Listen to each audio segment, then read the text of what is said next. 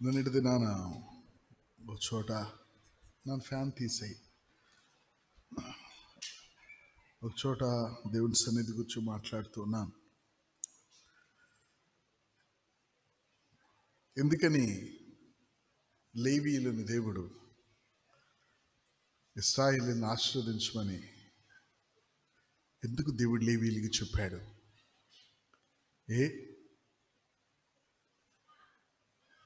దావీదేమైనా లేవీయుడా? దావీదు ఎందుకు దీవించాడు? దావీదు లేవీయుడా? యూదా గోత్రవాడు. మరి దావీదు ఎందుకు దీవించాడు? 2 సమూయేలు 6వ అధ్యాయంలో బెన్యామీన్ వాళ్ళు దీవించకూడదా? ఎఫ్రాయిం వాళ్ళు దీవించకూడదా? ఎందుకు లేవీయులనే దేవుడు దీవించమన్నాడు అంటే, లేవీయులు దీవించే స్థలంలో ఉన్నారు. దేవుని యొక్క సన్నిధిలో నిలబడేది లేవీయులు. ఎందుకు లేవీయులకి ఇవ్వబడింది ఆ యొక్క భాగ్యం? Who stand in the night, రాత్రులు దేవుని యొక్క సన్నిధిలో నిలుచు దేవుని యొక్క సేవకులారా. దేవుడి సన్నిధిలో నిలిచి ఉండుట నువ్వు ఆశీర్వదించే స్థాయి నీకు ఇస్తుంది, స్థితిని నీకు ఇస్తుంది. దేవుడికి స్తోత్రం. దావీదు యూదుడే కానీ, యూదా గోత్రపు వాడే కానీ దావీదు ఎందుకు ఆశీర్వదించాడంటే, దేవుడు సన్నిధి ఒక వ్యక్తిని దీవించటానికి ఒక పాత్రగా మార్చేస్తుంది. అతడు దేవుని సన్నిధిలో నాట్యం ఆడిన తర్వాత నెక్స్ట్ ఆయన ఏం చేయగలడంటే మనుషులు దీవిస్తాడు. తనకొద్దా దీవెన అతనికి ఎంత ఉంటుందంటే ఇతరులను దీవించడం మొదలు పెడతాడు. సో నువ్వు దీవించే స్థితిలో నువ్వు నిలబడాలి. ఒక బర్త్డేలో చెప్తున్నాను నేను, తల్లిదండ్రులు బిడ్డలు దీవించాలంటే ఈ పిచ్చోళ్ళు నూరేండ్లు అన్నట్లు కాదు. అది దీవించడానికి నీ స్థాయి పెరగాలి. నువ్వు ఆ స్థలంలో నిలబడగలిగితే నువ్వు దీవించడానికి రెడీగా ఉన్నావు. ఒక చిన్న విషయం చెప్పనా? ఒకరోజు నా రెబ్కా అంది, మీ నాన్న ఇస్సాకు దగ్గరికి వెళ్ళు, నేను వండిస్తాను ఒక కూర. అన్నకి చెప్పటం విన్నాను నేను, నాకు మాంసం వండుకొని రమ్మని వేటకి వెళ్ళి. కానీ మీ నాన్న దగ్గరికి నువ్వు వెళ్ళిపో, నేను నీకు మీ నాన్నకి ఇష్టమైన విధంగా వండి ఇస్తాను. నేను వెళ్ళి నువ్వు నాన్న దగ్గర దీవెన పొందుకోను. ఇస్సాకు గుడ్డివాడు. ఆమేన్. నాన్న దగ్గరికి తీసుకొచ్చి ఇంత త్వరగా వచ్చేసిందయా అంటే, గొంతు ఏమో యాకోబులాగుంది, శరీరం ఏమో ఏసావులాగుంది అని డౌట్ వచ్చింది ఆయనకి. దీవించేసిన తర్వాత అన్నాడు, నానా నాకేదన్నా ఒక దీవెనైనా ఉందా అని ఏసావు అడిగితే ఒకటి కూడా లేదన్నాడు. అదేంటది? దీవించటం అంటే దీవించేశాను, నిన్ను కాదు దీవించటం అంటే ఏమిటి సాకు తెలుసు. దేవుడు సన్నిధిలో ఉన్నప్పుడు మనిషి మాట్లాడతాడు, మాట్లాడినప్పుడు వెళ్ళిపోతుంది అంతే. ఇక నాన్న నాకంటే వెళ్ళిపోయింది అదే. ఇంకో మాట చెప్పనా, ఇస్సాకు దేవుని సన్నిధిలో ఉన్నట్లు రెబ్కా చూసింది. ఇప్పుడు వెళ్ళు, నువ్వు వాడు వచ్చేదాకా కాదు. నాన్న చెప్పాడు వీడిని దీవించాలని. మీ నాన్న గురించి నాకు తెలుసు, మీ నాన్నతో నేను ఎంతో కాలంగా జీవిస్తున్నాను. నేను అతన్ని చూడటమే ధ్యానించే వ్యక్తిగా చూశాను. ఈ రోజుకి నేను చూస్తున్నాను, ఇస్సాకు దేవుడు సన్నిధిలో ఉన్నాడు, మాట్లాడితే దీవెన వస్తుంది. శాపం వస్తే అమ్మా అది నా మీదకి రాని. ఎందుకో తెలుసా? శాపం రాదు, ఆయన దీవిస్తాడు, నాకు తెలుసుకో. ఇవన్నీ డీపర్ థింగ్స్ ఇవన్నీ. సో ఇక్కడ నేనేం చెప్పాలని చూస్తున్నానంటే, దేవుని సన్నిధిలో నిలబడకుండా మన మైండ్ సరిగ్గా పనిచేయదు. నీకు సరిగ్గా అర్థం కాదు లేఖనాలు. నీ జీవితం చూడండి, కొన్నిసార్లు నా జీవితం నాకే అర్థం కావట్లేదు అంటాం మనం. అసలు ఏం జరుగుతుందో నాకు అర్థం కావట్లేదు, ఏం వెళ్తుందో నీకు అర్థం కాదు. ఎందుకో తెలుసా? నువ్వు దేవుని సన్నిధిలో నిలబడే వరకు కూడా 4వ అధ్యాయం 6వ వచనం కీర్తనలు,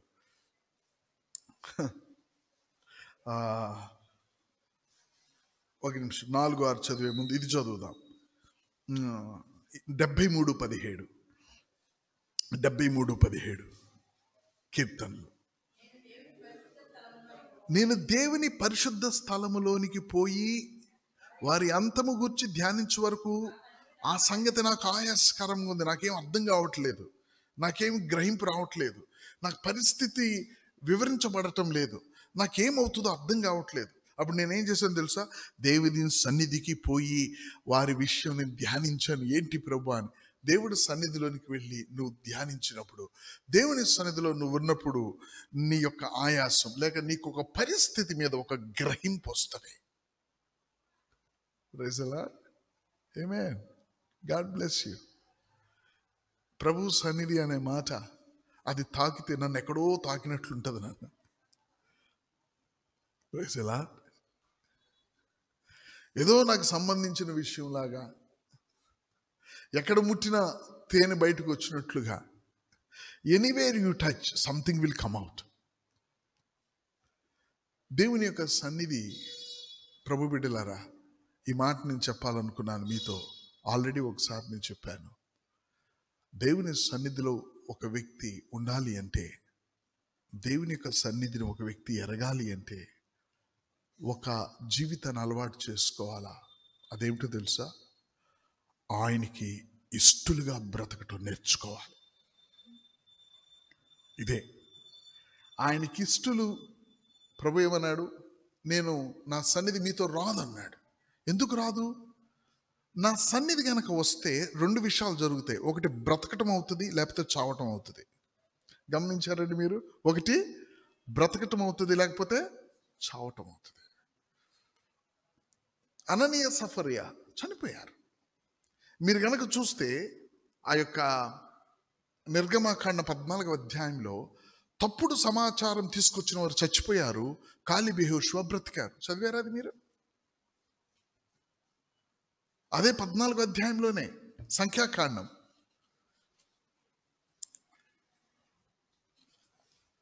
37వ వచనం.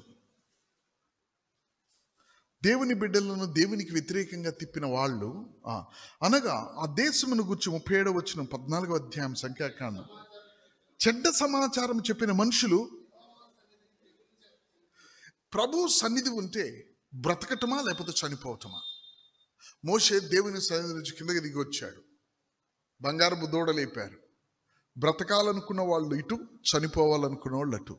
బ్రతకటమా చనిపోవటమా? ఎందుకో తెలుసా? దేవుని యొక్క సన్నిధి ఇష్టం లేని దాన్ని తీసివేస్తుంది. అది ఇంతకు సహోదరుడు బ్రదర్ సేవకుడు చెప్తూ ఒక మాట అన్నాడు, దేవుడు వాడి ఎడల చాలా దీర్ఘశాంతం చూపాడు అని. దీర్ఘశాంతం దేవుడు చూపిన దానికి మీకు ఒక గ్రహింపు నిర్వచనం మీకు నేను ఇస్తాను. దీర్ఘశాంతము చూపటం 2 కోణాల్లో ఉంది. ఒకటి, వాడు తప్పు చేస్తున్నా కూడా నువ్వు ఓపిక పట్టడం. ఇది దీర్ఘశాంతం అంటే. ఈ తప్పు చేస్తూ ఉన్న ఓపిక పట్టడంలో 2 కోణాలు ఉన్నాయి. ఒకటి ఏమిటంటే, కొంతకాలమును ఓపిక పట్టిన తర్వాత వాడు మారచ్చు. రెండవ కోణం, వాడు మారడు అని తెలిసి కూడా నువ్వు ఓపిక పట్టడం. దేవుడు ఇశ్రాయేలీయులలో చూపిన దీర్ఘశాంతం రెండోది. Praise the Lord. How you will get understanding unless you know to stay in the presence of God. వారు మెడవంచని స్వభావం. నేను వస్తే నేను వారిని సంహరిస్తాను. వారందరూ కూడా 40 సంవత్సరాల్లో రాలిపోయే వరకు మీరు తిరుగుతూనే ఉంటారు. ఆల్రెడీ చెప్పేశాడు ఆయన. వీరిలో ఒకడు కూడా వాగ్దాన భూమిలో ప్రవేశించడు. ఏమో 40 సంవత్సరాలు ఒకడైనా మారుతాడంటే 40 సంవత్సరాలు కాదు, 4000 సంవత్సరాల్లో కూడా ఒకడు కూడా మారడు. ఇంకో మాట చెప్పాలంటే వారు మారరు. అక్కడ చూపించేది దీర్ఘశాంతం. ఇవి మనకు అర్థం అవ్వాలంటే దేవుని సన్నిధిలో ఉండాలి.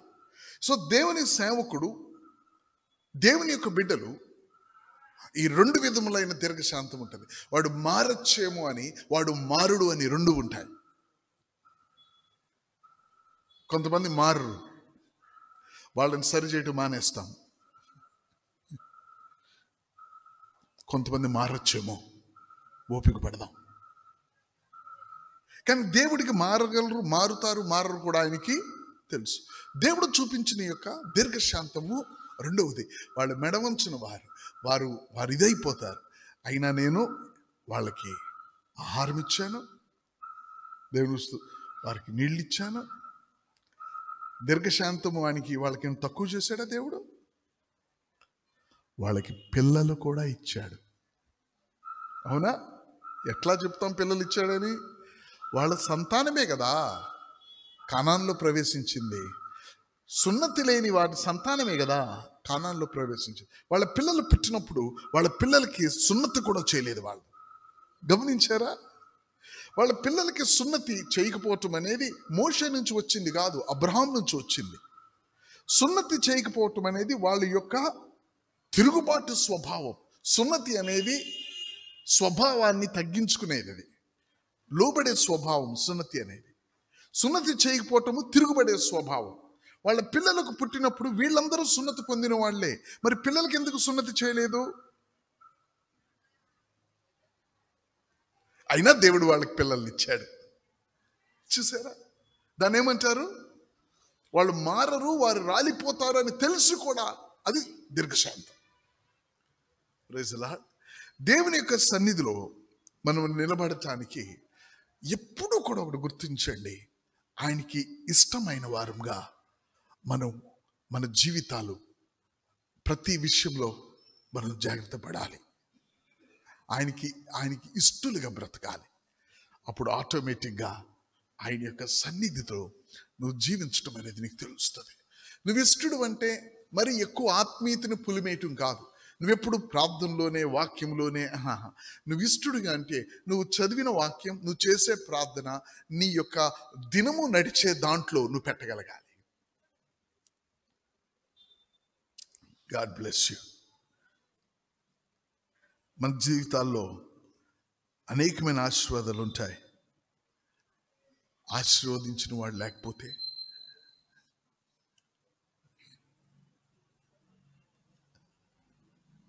కనాను మీకు నేను ఇస్తాను, కనాన్లో నేను ఉండను. దేనికది? It's nothing, zero. ఏమండి? It's zero. మన కుటుంబాల గురించి మనం ఆలోచిస్తే అలా తెలుస్తుంది. నేను మీకు కావాల్సిన పంపిస్తా కానీ నేను రాలేను అంటే, అయ్యో పండక్కి బాబుంటే బాగుండే, అయ్యో పండక్కి నా భర్త ఉంటే బాగుండే. రావటం కుదరదు, మిలిటరీలో ఉన్నాడు, నీకు కావాల్సిన నేను పంపిస్తాను. కానీ నువ్వు ఎన్ని పంపించినా నీ భర్త లేకపోతే నీకు జీరో. అది దేవునిని ఇష్టపెట్టే, దేవునికి ఇష్టకరమైన జీవితము జీవించేవారు, దేవునికి ఇష్టకరమైన జీవితానికి తమల్ని తాము వేరుపరుచుకునిన వారు మాత్రమే కొన్ని అడగగలరు. అందులో వారు అడిగే మొదటిది, నీ సన్నిధి నాకు తోడుగా ఉండాలి.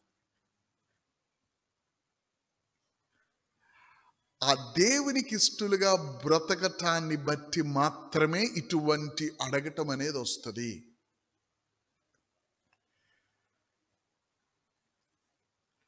నేను మీతో రాను అంటే అది వాళ్ళకి మాత్రమే అర్థమవుతుంది. ప్రభువుకి మనం ఇష్టలుగా అన్ని విషయాల్లో, ఇక లేఖనాలన్నిటిలో అటువంటి వాళ్ళు ఉన్నారు. సొలొమోను అడిగాడు, దేవుడికి ఇష్టమైంది అడిగాడు, కానీ దేవుడు తనకు అడిగిన దానికంటే ఎక్కువ ఇచ్చాడు. చూడండి, దేవునికి ఇష్టమైంది అడిగినప్పుడు అడిగిన దానికంటే ఎక్కువ ఇస్తాడు. దేవునికి ఇష్టమైనప్పుడు, అది ఇష్టమైతే.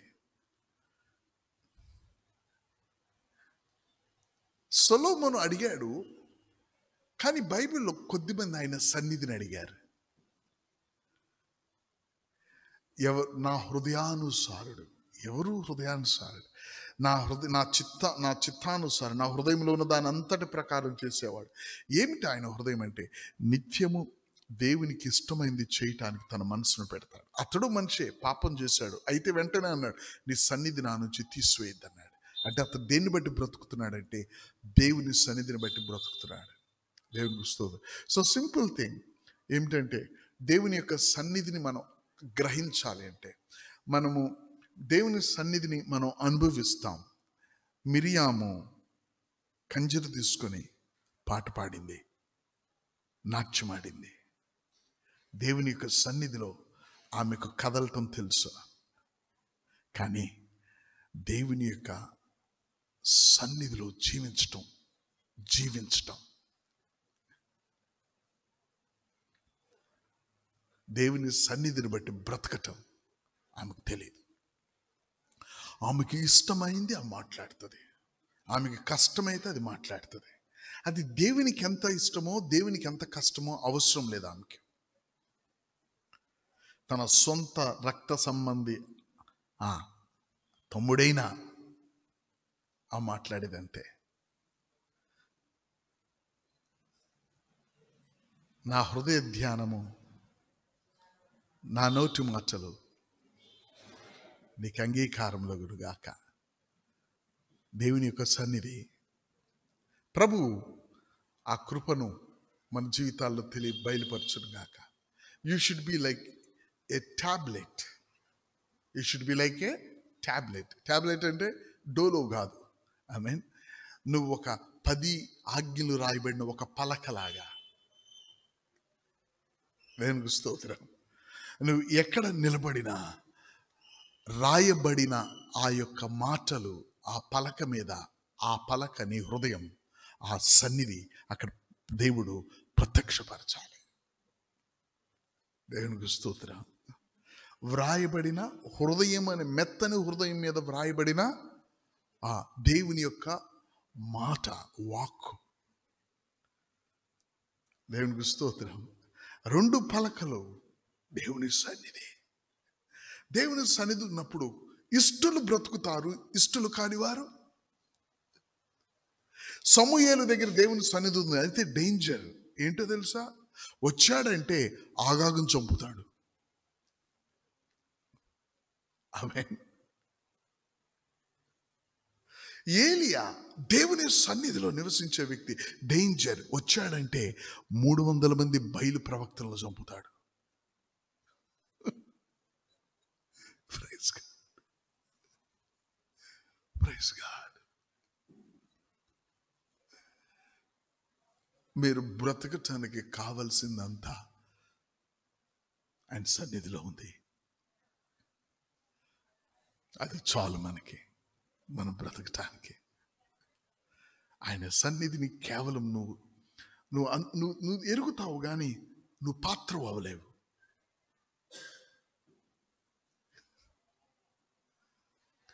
దేవుని స్తోత్రం. Praise God. దేవుని సన్నిధిలో ఉండి మాట్లాడే వ్యక్తులుగా మనం నేర్చుకోవాలి. అంటే నా నోటి మాట, నా హృదయ ధ్యానం, ఇవి రెండిటికి ఆయన సన్నిధి నీకు ఎండోర్స్ ఇవ్వాలి, లేకపోతే అది ముద్ర వేయాలి.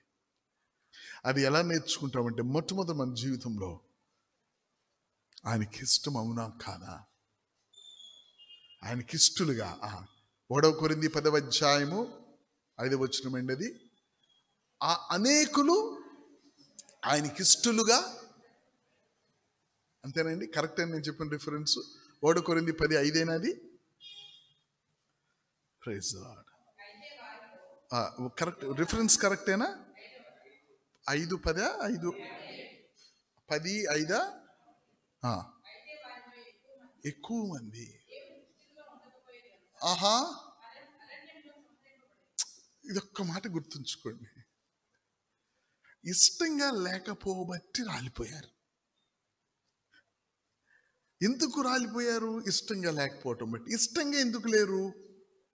ఇష్టంగా లేనోళ్ళు చాలా మంది ఉన్నారుగా, ఎందుకు రాలిపోలేదు? దేవుడు సన్నిధి అక్కడ ఉన్నది. సంఘంలో దానిని దేవుడు లేపుతూ ఉన్నాడు. Praise Lord. Amen. God bless you. God bless you richly. ఈ మాట కీర్తనలు ఆ యొక్క ఐ థింక్ 5వ అధ్యాయం 6వ వచనం, 4వ అధ్యాయం 6వ వచనం చదివి నేను ప్రేయర్ చేస్తాను. 4:6 మాకు మేలు చూపు వాడెవడని, మరలా చదువుదాం. మాకు మేలు చూపు వాడెవరని పలుకువారు అనేకులు, యెహోవా యెహోవా నీ సన్నిధి కాంతి మా మీద ప్రకాశింప. దేవునికి స్తోత్రం. మాకు మేలు చూపు వాడెవడని పలుకువారు అనేకులు, అది ఒక్కటి మా మీద ప్రకాశిస్తే అంతా అయిపోయింది, అంతే. యెహోవా నీ సన్నిధి చాలు. తల ఉంచుదాం, ప్రార్థన చేసుకుందాం. నమ్మకమైన మా తండ్రి, నీ బిడ్డలను నీ సన్నిధితో టాక్సికేట్ చేయి ప్రభువా. ఇష్టలుగా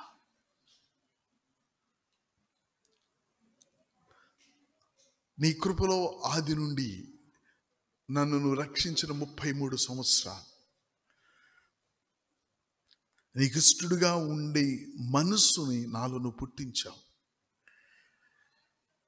ఆయా సందర్భాల్లో తొట్టిల్లిన లేక నేను గ్రహించలేని విషయాలు,